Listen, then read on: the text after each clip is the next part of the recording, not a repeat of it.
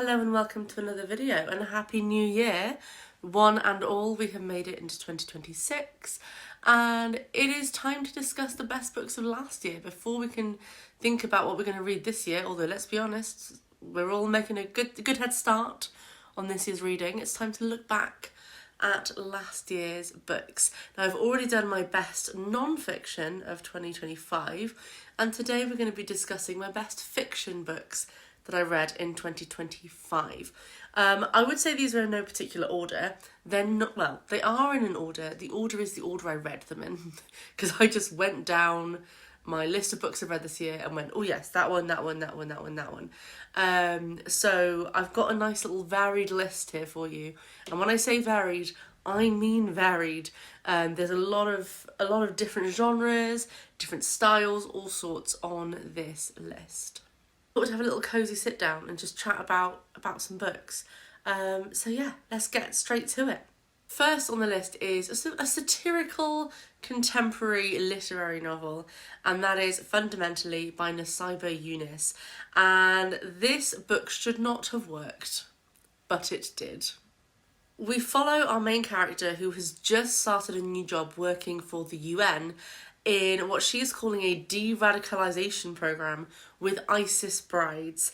And it's her job to sort of speak to these essentially prisoners of war and try to get them to be de-radicalised. It should not have been... The different components should not have made a very funny, very entertaining, very poignant book. But it did, and that's why it's so great, you know, when it shouldn't have worked, but it does. It was genuinely hilarious with so many sort of laugh out loud moments, so many discussions and thoughts about sort of culture and queerness and what it is to be a woman and what it is to be a woman of colour in Britain, and about the different paths our lives can take, and how much choice we have in those, and how much responsibility we take for those choices. But also it was genuinely funny. Really, really excellent book. If you're sort of on the fence about reading it, I'd say go for it. Pick it up because you will be pleasantly surprised. Another literary novel is Shark Heart by Emily Haybeck. And again, this one shouldn't have worked, but it did. A little bit of magical realism in this one, in that you've got a married couple, a husband and wife, and the husband receives a diagnosis that he is turning into a great white shark. In this world, it's not unheard of, it's something that happens to some people, and she decides to stay with him until he fully becomes a shark. And it's about their love and their marriage and what that means to them. And then the second half of the book, it's some more flashbacks and things that happened in her past and her life experiences that led her to make those decisions that she made in the first half. Again, it's weird and wacky, but works so well. I think those are the books I've been enjoying the most recently, the books where on paper you're like, what? But then you read it and you're like, this is amazing, this is genius. The next one is a historical fiction, and that is Radical Love by Neil Blackmore. This is the third of his books that I have read. I've enjoyed all of them, but this one is my favourite. It is set in the 19th century. It is an unlikely romance between a priest and a young man in London, and again, it goes sort of all sorts of directions you don't expect it. And one thing that always strikes me with Neil Blackmore books is he is excellent at writing an unreliable narrator. How he does it is how to do it. The way that as the book goes on, you get this sort of sense that you're being lied to about certain things, and maybe that's confirmed in some things or others, and then it sets up for sort of the big lie reveals at the end, the big kind of truth reveals, which when it's a first person narration is really hard to pull off, but he does. It's an incredibly strange book, in that you are sort of taken on this journey. You're aware that you're being told a story that may or may not be true by the narrator, and it's just really, really excellent. Highly recommend. Obviously I recommend all of these books. They made my best books of the year video. Sticking with historical fiction, this time with a sprinkling of fantasy, A Resistance of Witches by Morgan Ryan, which I thought I would enjoy, obviously. I tend not to pick up books I don't think I'll enjoy. But I did not think I would love it as much as I did. And so this book is set in the Second World War, and there's a sort of discussion among witches both in the UK and abroad, as to how much they should get involved in the war and whose side they should be on. And so the main character is tasked with sort of rescuing the Grimmery from the Nazis, and as she goes on her way, it turns out maybe everything isn't quite as it seems. She makes some friends along the way, some allies, and it was just a really, really excellent book. It's an excellent fantasy adventure, an excellent historical fiction, and I thought the sort of commentary about kind of privilege, and it was a really strong sort of metaphor for white feminism at the end. I really felt the sort of call for intersectionality, the call for women in a position of privilege to look to other women rather than assume that they themselves are the epitome of being marginalised. There were so many layers going on, and so many different sort of experiences in that time period. Oh, someone's on the move. I don't know if you could see that the dog has just sat herself on my lap. Yes, I mean, obviously I enjoyed it. Again, it was excellent. You should read it. Really, really good. The next one is a book written a fair few years ago, which has had a resurgence. I'd never heard of it before this year. Oh, she's bringing me her toys now. Oh, thank you. Thank you so much. It's had a resurgence. It's had a resurgence in recent years. Yep, you brought me. Yep, thank you. The next one is one that actually came out a while ago but has recently had a resurgence, and that is I Who Have Never Known Men by Jacqueline Hartman.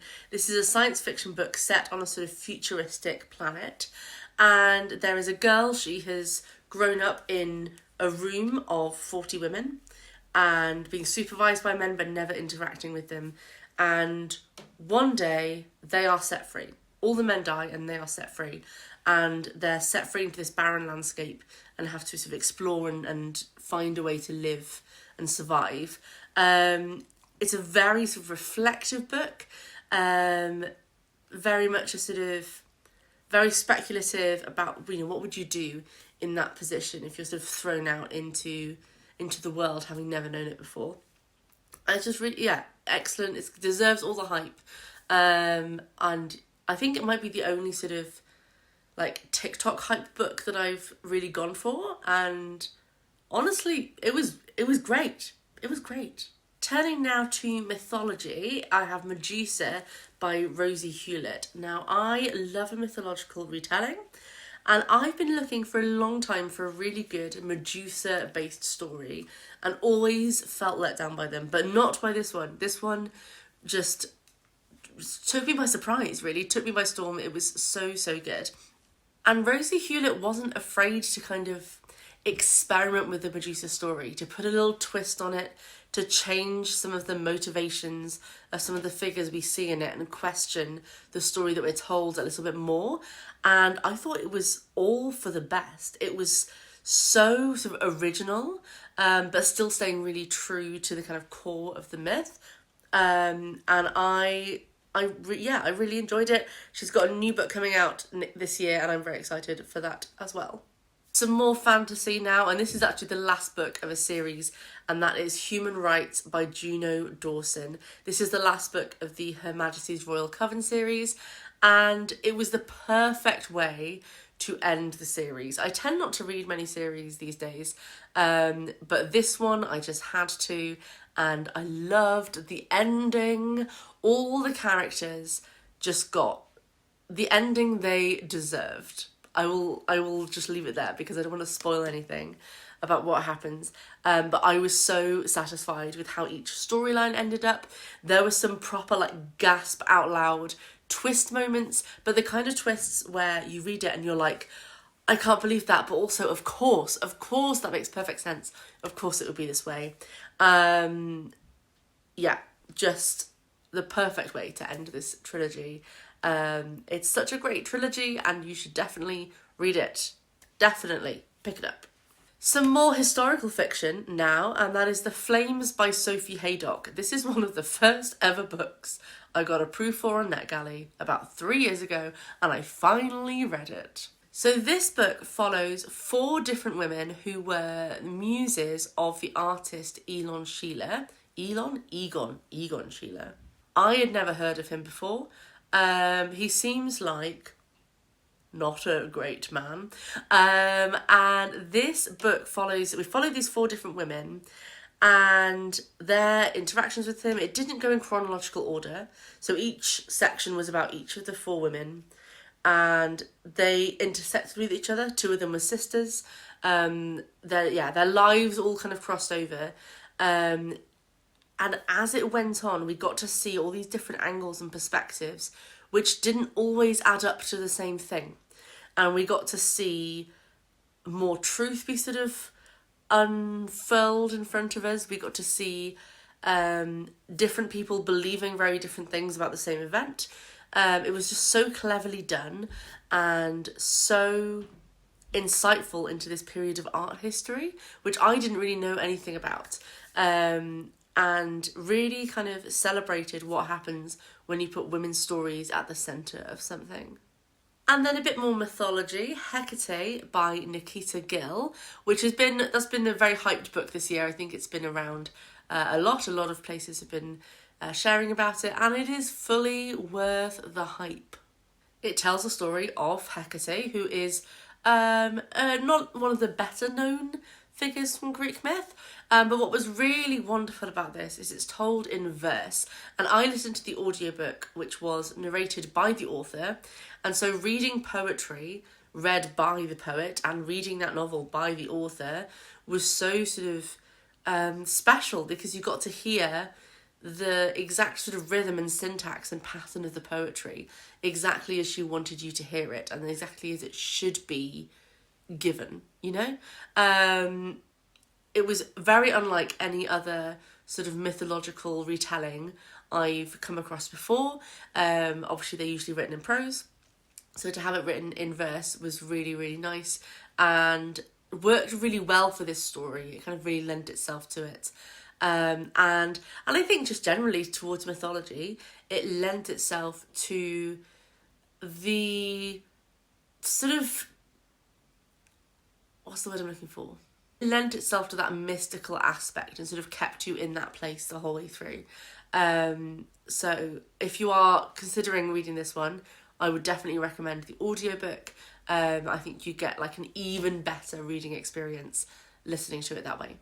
Now another historical fiction, and this one has been translated from Norwegian. It is Beasts of the Sea, and I think you pronounce the author's name as Ida Turpainen. I may have pronounced that wrong. And this is a very unusual little book, which just, again, took me completely by surprise. I thought I would enjoy it because of the subject matter. It's about the ocean, it's about the history of the ocean and our relationship to it. I did not really know what to expect, and I was really blown away by it.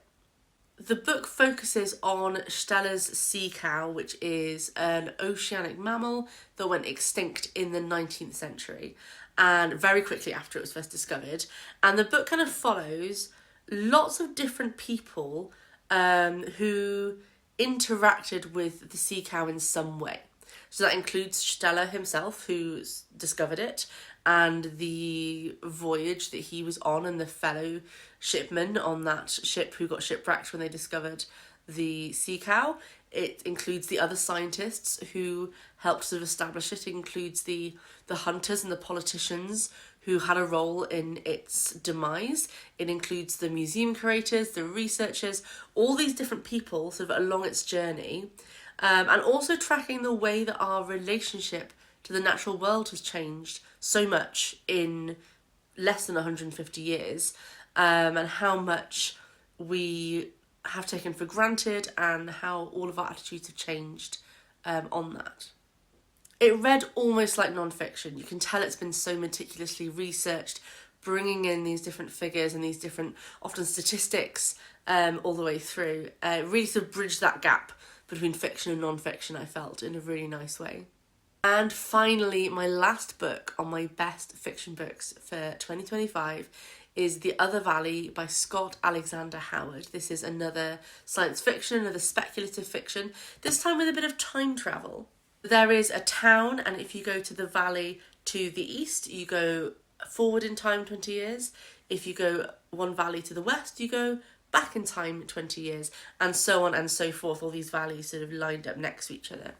And there is a council whose job it is to monitor travel between the valleys and to make sure that the only people travelling are travelling for the right reasons, and that no one sort of affects the timeline when they travel and all that sort of thing. And so our main character, she starts an apprenticeship with this council, and we sort of follow her life as... how can I say this without really spoiling what happens? I won't really say what happens. I'm not going to give much more than that. It has, we've got this premise, and then it just sort of explores the reality of that premise and what that might be like and how it could affect someone's life and the way that they live their life. And that is it. Those are my best fiction books of 2025. Let me know what your best books of last year were, or if you've read any of these, what did you think? Did you enjoy them? And yeah, I can't wait to see what you have read and maybe add some of them to my TBR for this year. Happy reading, everyone, and I will see you next time.